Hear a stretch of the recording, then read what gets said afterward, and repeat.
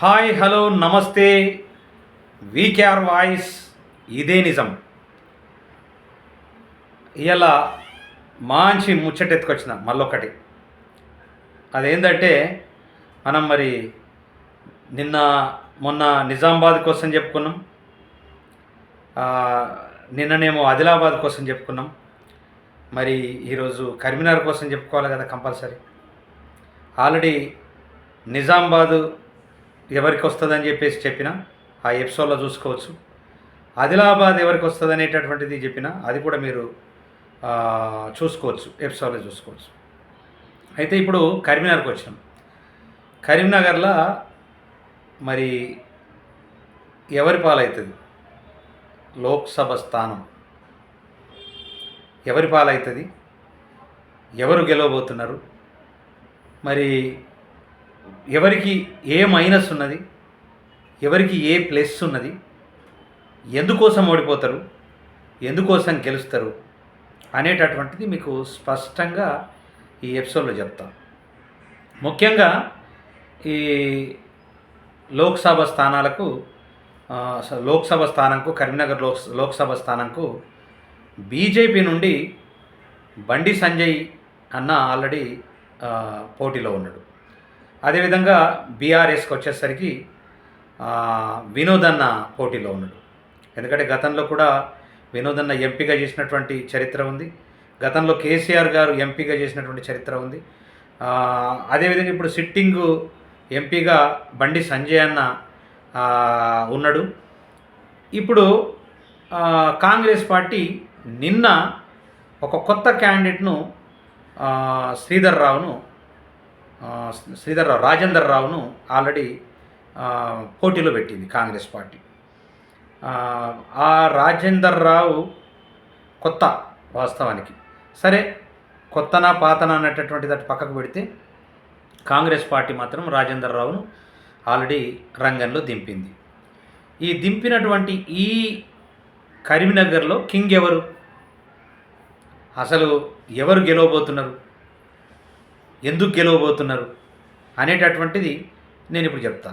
వాస్తవానికి బీఆర్ఎస్కు గతంలో ఎంపీ అనేటటువంటిది కంచుకోటగా ఉన్నటువంటి సందర్భం ఉన్నది. ఎమ్మెల్యే కూడా బీఆర్ఎస్ పార్టీకి సంబంధించినటువంటి వ్యక్తి ఉన్నాడు. మరి ఇలా ఎంపీ స్థానము మరి బీఆర్ఎస్కు వస్తుందా?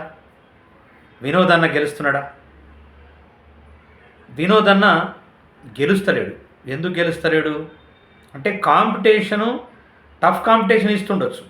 ఎందుకు, ఆయన వ్యక్తిగతంగా మంచి వ్యక్తి కాబట్టి, ప్రజల లోపల మంచి వ్యక్తి అనేటటువంటిది ఒక బ్రాండ్ ఉన్నది కాబట్టి, కాస్త అభిమానులు ఉన్నారు కాబట్టి అభిమానులు వేసే అవకాశం ఉన్నది.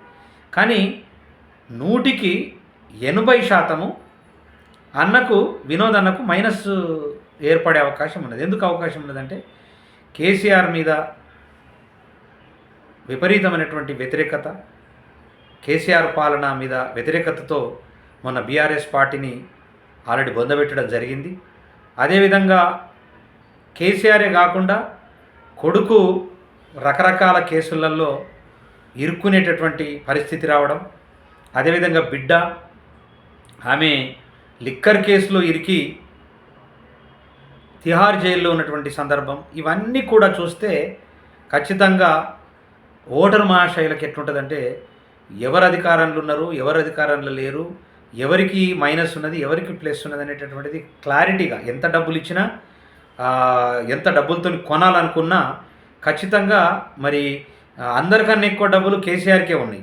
మరి కేసీఆర్ లాస్ట్ అసెంబ్లీ ఎన్నికల్లో ఎందుకు ఓటమి పాలేయండు అంటే ఓటర్లకు తెలుసు ఎవరికి వేయాలా, ఎవరికి వేయొద్దు, అసలు ఎవరు నిజమైనటువంటి పరిపాలకులు, ఎవరు నిజమైనటువంటి క్యాండిడేట్లు అనేటటువంటిది ప్రజలకు ఖచ్చితంగా తెలుసు.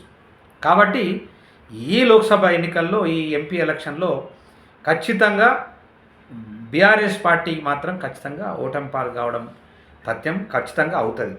చాలా అంటే కాంపిటీషన్ ఇస్తుంది, కానీ ఖచ్చితంగా ఓటమి పాలు కావడం మాత్రం పక్కా. ఇక్కడ త్రిముఖ పోటీ ఉండే అవకాశం మాత్రం ఉంది. ఎందుకంటే ఇప్పుడేమో కాంగ్రెస్ పార్టీ ఆల్రెడీ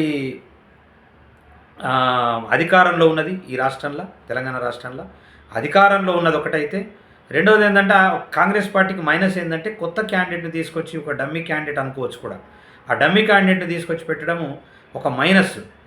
అధికారంలోకి ఉన్న ఒక మంచి టఫ్ క్యాండిడేట్ను కనుక పెట్టుంటే, ఒక పొన్నం ప్రభాకర్ లాంటి వ్యక్తిని పెట్టుంటే 100% ఎంపీ సీటు గెలిచేటటువంటి అవకాశం ఉండేది. కానీ పొన్నం ప్రభాకర్ అన్న ఆల్రెడీ ఎమ్మెల్యే ఉన్నాడు కాబట్టి, ఆయన ఆల్రెడీ మంత్రిగా కూడా ఉన్నాడు కాబట్టి, మరి ఆయన కాకుండా ఇంకా అలాంటి వ్యక్తిని ఎవరు నన్ను చూసుకొని ఉండుంటే ఖచ్చితంగా కాంగ్రెస్ పార్టీకి కొంత ప్లస్ ఉండేది, ఖచ్చితంగా వచ్చే అవకాశం మాత్రం ఉండేది. కానీ ఇప్పుడు కాంగ్రెస్ పార్టీ కూడా ఇలా ఆ సీటును కోల్పోతుందని చెప్పక తప్పట్లేదు వాస్తవానికి. ఎందుకంటే కాంగ్రెస్ పార్టీ తప్పిదాలు ఏంటంటే, ఈ అసెంబ్లీ ఎన్నికల తర్వాత వాళ్ళు ఇచ్చినటువంటి హామీల్ని ప్రజలకు తక్షణమే నెరవేర్చకపోవడం ఒకటైతే, తర్వాత ఒకప్పుడు స్టార్టింగ్లో అంటే ఎలక్షన్లకు బిఫోరు చెప్పినటువంటి ఏదైతే ముఖ్యమంత్రి రేవంత్ రెడ్డి గారు ఇచ్చినటువంటి మాట, అది ఇప్పుడు ఇంప్లిమెంట్ అవుతా ఉందా కావట్లేదా అనేటటువంటిది ప్రజల లోపల ఒక బలిష్టమైనటువంటి ఒక ఆలోచన వచ్చి ఆలోచనలో పడిపోయి, నిజంగా కాంగ్రెస్ పార్టీకి మనం వేస్తే కొన్ని కుంటుపడతాయేమో, చాలా ప్రాబ్లమ్స్ వస్తుంది అనేటటువంటి ఒక ఆలోచనతో ప్రజలు ఉన్నట్లు తెలుస్తూ ఉన్నది అక్కడ. ఇప్పుడు నిజామాబాదు పక్కన ఉన్నటువంటి నిజామాబాదు బీజేపీ కైవసం చేసుకుంటే, అవతల వైపు ఉన్నటువంటి ఆదిలాబాద్ కూడా కాంగ్రెస్ పార్టీకి అక్కడ ఉన్నటువంటి నగేష్కు కొంచెం రిమార్క్ ఉండడం పట్ల కాంగ్రెస్ పార్టీలో ఉన్నటువంటి సుగనమ్మ కొత్త క్యాండిడేట్ కాబట్టి అక్కడ కూడా బీజేపీ కైవసం చేసుకునేటటువంటి అవకాశం ఉన్నదనేది స్పష్టంగా నేను చెప్పడం జరిగింది. ఇక్కడ కూడా బండి సంజయ్ అన్న ఖచ్చితంగా గెలిచే అవకాశం ఉన్నదనేది కూడా ఇక్కడ బండి సంజయ్ అన్ననే కింగ్ అనేటటువంటిది చెప్పక తప్పట్లేదు. ఎందుకోసం అంటే బండి సంజయ్ అన్న ఒక మంచి వ్యక్తిత్వం ఉన్నటువంటి వ్యక్తిగా అందరికీ సుపరిచితుడు. అదేవిధంగా యూత్ అనేటటువంటిది కూడా కంప్లీట్గా బండి సంజయ్ అన్నకు కనెక్ట్ అయి ఉన్నారు. యూత్ అంతా కూడా ఇవాళ బీజేపీ వైపు మొగ్గు చూపుతూ ఉన్నారు. కాబట్టి యూత్ గతంలో బీజేపీ పార్టీ అధ్యక్షుడిగా కూడా చేయడము, రాష్ట్ర వ్యాప్తంగా తిరగడము, ఒక మంచి పేరు రావడం కూడా జరిగింది. కాబట్టి ఖచ్చితంగా బీజేపీ పార్టీ ఆ సీట్ను కైవసం చేసుకునేటటువంటి అవకాశము, బీజేపీ పార్టీ సంజయ్ అని కింగ్ అయ్యే అవకాశం ఉన్నదనేది కూడా స్పష్టంగా మనకు తెలుస్తూ ఉన్నది. ఖచ్చితంగా వీకేఆర్ చేసినటువంటి సర్వే ఖచ్చితంగా గత అసెంబ్లీ ఎన్నికల్లో ఫెయిల్ కాలేదు. వీకేఆర్ చేసినటువంటి సర్వే ఈ ఎంపీ ఎలక్షన్లో, ఈ లోక్సభ ఎన్నికల్లో కూడా, ఈ పార్లమెంట్ ఎన్నికల్లో కూడా ఖచ్చితంగా వీకేఆర్ చెప్పింది ఖచ్చితంగా 99.9% ఖచ్చితంగా జరిగే అవకాశం ఉన్నదని స్పష్టంగా నేను చెప్తా ఉన్నాను. ఎందుకంటే మనకు ఉన్నటువంటి గ్రౌండ్, మనకున్నటువంటి సర్కిల్, మనకున్నటువంటి ఫ్రెండ్స్, ఇదంతా కూడా అన్ని రంగాల ప్రజలు, అన్ని రంగాలతో మనకు కనెక్టివిటీ ఉన్నది. కాబట్టి మనము స్పష్టంగా, క్లారిటీగా, పర్ఫెక్ట్గా చెప్పగలుగుతున్నాం. లేకుంటే వేరొకరికి సాధ్యం కాదు. అది ఆ జిల్లాలలో బాగా తిరిగి ప్రజల యొక్క ఆలోచన విధానాన్ని తెలుసుకొని మేధావుల యొక్క ఆలోచన విధానాన్ని తెలుసుకొని అప్పుడు ఆ సర్వే రిపోర్టు మాత్రం ఇస్తే కరెక్ట్గా ఉంటుంది. కానీ నేను చేసేటటువంటి సర్వే అన్ని రంగాల ప్రజలతోని మమేకమై ఉండి, అన్ని రంగాల ప్రజలను కలిసి తెలుసుకొని నేను ఈ సర్వే చేసి చెప్తా ఉన్నా. కాబట్టి ఈ కాంగ్రెస్ పార్టీ యొక్క విధి విధానాల పట్ల కొంత అసంతృప్తి ఉండడం పట్ల కాంగ్రెస్కు ఆ సీట్ రావట్లేదు, కరీంనగర్ సీట్ అనేది. అటు బీఆర్ఎస్ మీద ఉన్నటువంటి వ్యతిరేకత బలిష్టంగా ఉన్నది. కాబట్టి వినోదన్న మీద ఎంత మంచి ఒపీనియన్ ఉన్నా, మంచి అభిప్రాయం ఉన్నా, అన్నకు కూడా సెకండ్ పొజిషన్లో ఉండేటటువంటి అవకాశం ఉన్నదని బలిష్టంగా చెప్పి ఈ సీటు ఖచ్చితంగా కరీంనగర్కు బండి సంజయ్ కింగ్, బండి సంజయ్ ఆ సీట్ను కైవసం చేసుకోబోతున్నాడు, బీజేపీకి దక్కబోతున్నది. ఇప్పుడు నేను చెప్పినటువంటి ఈ 3 లోక్సభ స్థానాలలో 3 కూడా బీజేపీ, నిజామాబాద్, ఆదిలాబాద్, కరీంనగర్, ఈ 3 కూడా బీజేపీ కైవసం చేసుకోబోతుందని స్పష్టంగా నేను నా సర్వే ద్వారా చెప్తా ఉన్నా. దయచేసి నేను ఏ పార్టీకి సంబంధించినటువంటి వ్యక్తిని కాను. నేను చేసింది సర్వే, నా వ్యక్తిగతమైనటువంటి సర్వే. ఖచ్చితంగా రాజకీయ వారసత్వంతో, రాజకీయ అనుభవంతో గత 2001 నుండి నిరంతరంగా తెలంగాణ ఉద్యమంలో పనిచేసినటువంటి ఒకే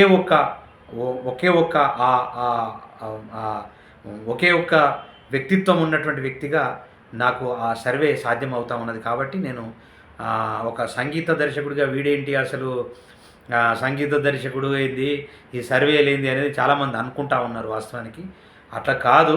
సంగీత దర్శకుడు రాజకీయం చెప్పొద్దు అనేటటువంటిది ఏమీ లేదు. ఎందుకంటే మీరు ఆంధ్రాలో చూస్తూ ఉన్నారు, పవన్ కళ్యాణ్ లాంటి ఒక హీరో లాంటి వ్యక్తి కూడా ఇలా రాజకీయంగా ఒక పార్టీ పెట్టి రాజకీయం చేస్తూ ఉన్నాడు. కాబట్టి మనం కూడా ఎందుకు చేయకూడదు, మనం కూడా ఎందుకు ఫీల్డ్లో ఉండకూడదు. ఇంకా గతంలో చాలామంది కళాకారులు రాజకీయ నాయకులు కాలేరా అనేటటువంటిది కూడా మీరు గమనించాలా దయచేసి మిత్రులారా. కాబట్టి ఆదిలాబాద్, నిజామాబాద్, కరీంనగర్ బీజేపీ కింగ్లు, అక్కడ అరవింద్, అక్కడ నగేష్, ఇక్కడ బండి సంజయ్ కింగులు కాబోతున్నారు. దయచేసి అన్యథగా భావించకండి. నేను బీజేపీ వాడిని అని చెప్పేసి మీరు అనుకోకండి. నేను పక్కా మీకు తెలుసు ఎవరినో, నేను ఎవరికి సపోర్ట్ చేసి నేను మాట్లాడుతూ ఉంటానో మీకు కూడా తెలుసు, నా అంతరాత్మకు తెలుసు.